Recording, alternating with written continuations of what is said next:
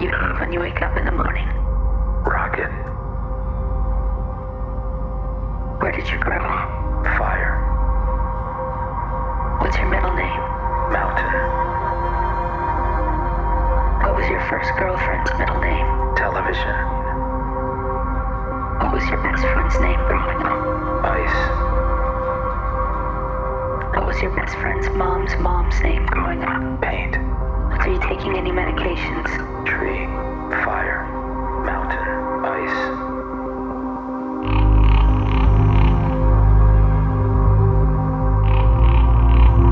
Dear winter giants, I am writing some words to tell you I am confused and at the same time in pure awe.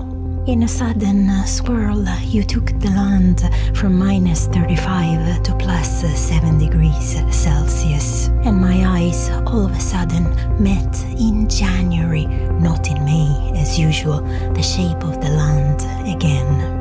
I cannot tell you the tears. It's been like meeting an old friend after so long. The reindeer hooves I owned in a previous lifetime, tired of their heavy prints, can now more easily cross stories with the land. A land frozen in the core, but with its body visible to my eyes.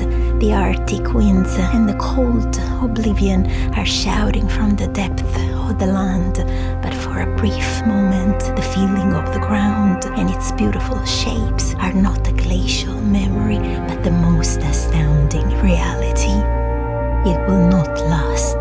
That is why I need to drink it all in and allow this warm embrace to defrost me as I walk alone these grounds and experience the persistence of all life until that single snowflake will fall down again and I will shiver again and head towards the warm fireplace burning within, where all I have is a rocking chair, memories of light and life, and whispers to the reindeers.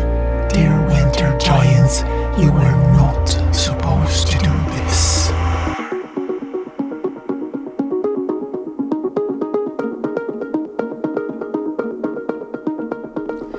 Is it over yet?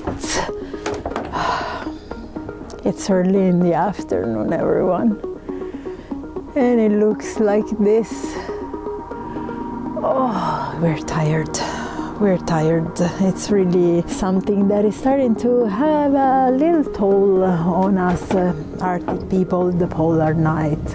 We come from months of lack of light, and this is really a month where you start feeling it. It's the body that starts feeling it. The lack of sunshine, the lack of direct sunshine is affecting, and it's heavier. January, it's the most difficult month for sure.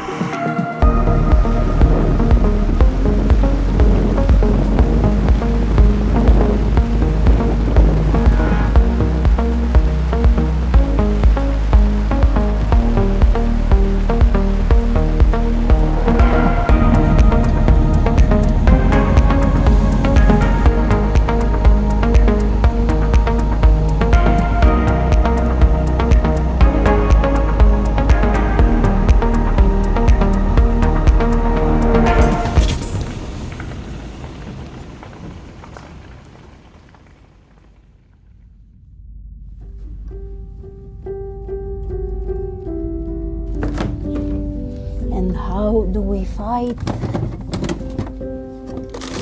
the lack of vitamin D? We are not really meat eater in this household. I don't eat any other, Daniel as well, doesn't eat pretty much any other kind of meat. The only meat that we eat, very little, so we are in the order of 1 time per month, 2 times per month, is reindeer meat. Usually we don't buy this because we get it from Nina in Perule. We tend to eat meat that looks, reindeer meat that looks like this. I want to show it to you. It looks like this. These are ribs. You need very little, you get a lot of energy. I don't digest any kind of meat. I repel it completely. But reindeer meat is the only one tops 2 times per month, and I get all the energy that I need. But I prefer to eat it, of course, in this form because I know precisely where it comes from, who made it, from what animals. I trust the process dearly. So very little of that is our way to fool the polar night a little bit, but the rest you just have to give in and face that sometimes it's heavier, some other times it's going to be easier.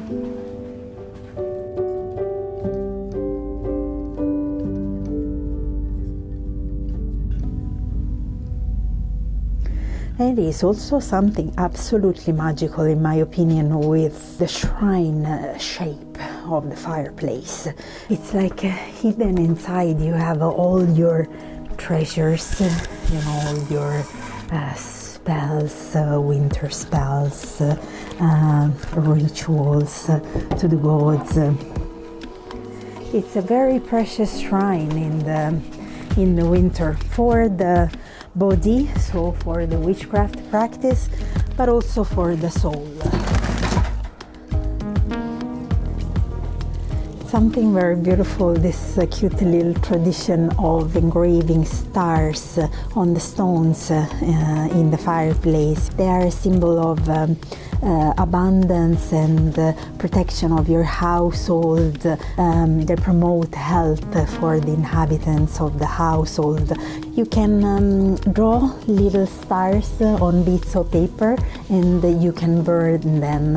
It's so important. It is said that whatever you burn in a fireplace will always reach the gods, because there is something with this shrine-like shape of the fireplace that reminds of fairy tales, of treasures and whatever is really precious in this lifetime. So that sense of comfort that really comes just while observing a fire, gazing into a fire.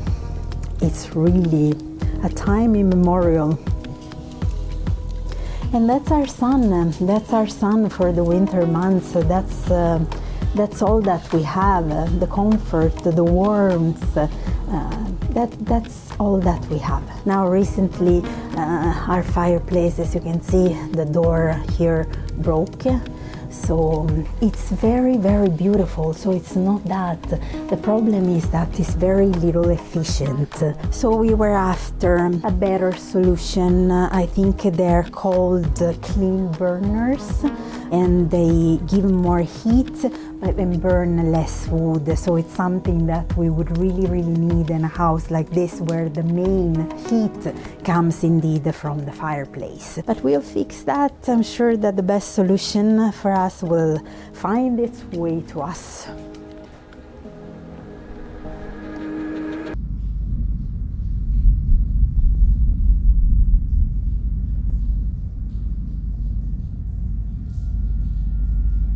This life can be violent, rude.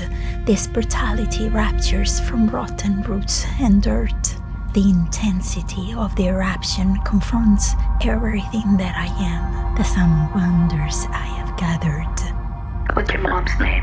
Letter. Were you abused as a child? Camera.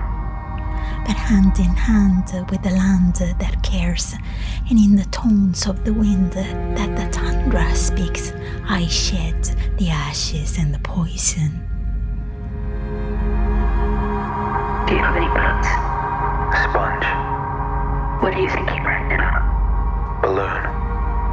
Are you taking any medications? Tree. Fire. Mountain. Ice. For every particle I shed, I have forgiven that poison, so that me and that substance will not cross the stories again. And still, the wind gusts on my face feel like thousands of horns and pounding hooves hitting my body, but I stand up to the wind, and I do not care anymore if it its taste on my tongue has the flavor of a curse or a blessing, as those ashes, that poison, have made me strong enough for both the slaughter and the sacrifice. Remember, whatever is yours is not theirs. Untraceable, dividing lines, lit on tight, my eyes they twitch, my tongue is tied, safe inside, safe inside.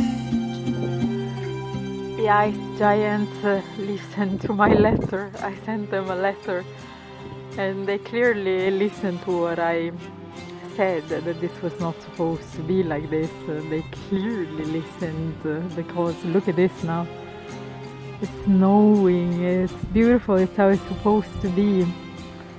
On the other side there you can very often find quite a lot of reindeer skulls rather than antlers. It's a very good area to harvest antlers, that one. Some of them are very, very old, so every now and then they surface. I have collected many here. I complained in the beginning of this video that it was too hot and it was not supposed to be. Daniel, I have been listened to. Seriously. The giants listen to me. Yeah, they do. This letter that I wrote, Mishnah